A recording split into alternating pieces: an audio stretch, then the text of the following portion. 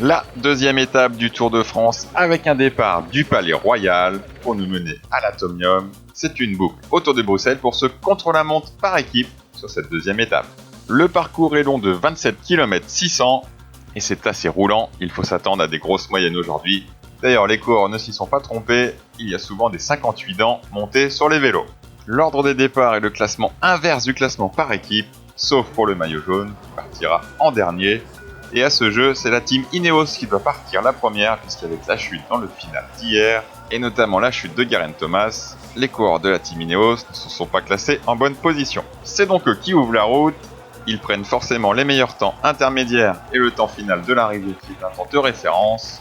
En 29 minutes et 18 secondes à 56,5 km/h de moyenne, Geraint Thomas et Egan Bernal ont rempli l'exercice correctement, mais bien sûr il faut attendre le passage de toutes les équipes. Revoyons ce ralenti avec Van Barle, Thomas, Bernal et Castroviejo. Et la prochaine équipe qui va signer le deuxième temps provisoire, c'est la Groupama FDJ de Thibaut Pinot. Malgré une chute de David Gaudu dans le dernier virage, ils vont réaliser un excellent temps à seulement 11 secondes de l'équipe Ineos. Le recrutement de Stefan Koum cet hiver a porté ses fruits pour l'exercice du contre-la-montre par équipe.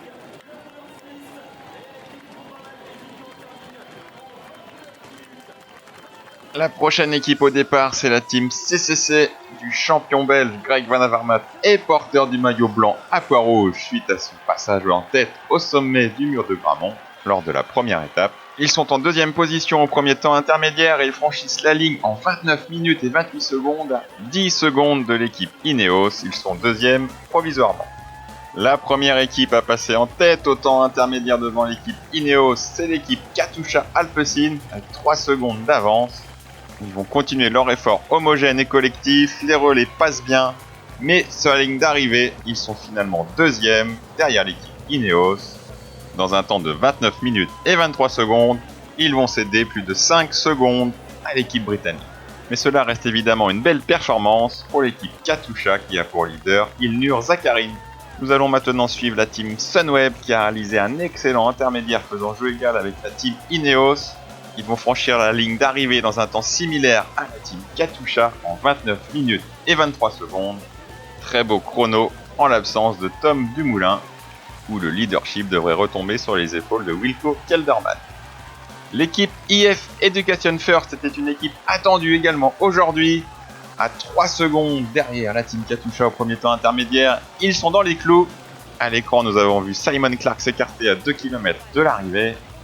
Mais les coureurs d'IF Education First vont également buter sur le temps de l'équipe Ineos en terminant en 29 minutes et 25 secondes. Ils sont à 7 secondes. Place aux multiples champions du monde contre la montre par équipe, l'équipe de Gunning Quickstep. Ils se doivent de réaliser un excellent temps puisque Julian Alaphilippe a déclaré viser le maillot jaune au cours de la première semaine du Tour. Et ils vont signer un excellent temps, mais ils sont quand même devancés par l'équipe Ineos pour 1 seconde.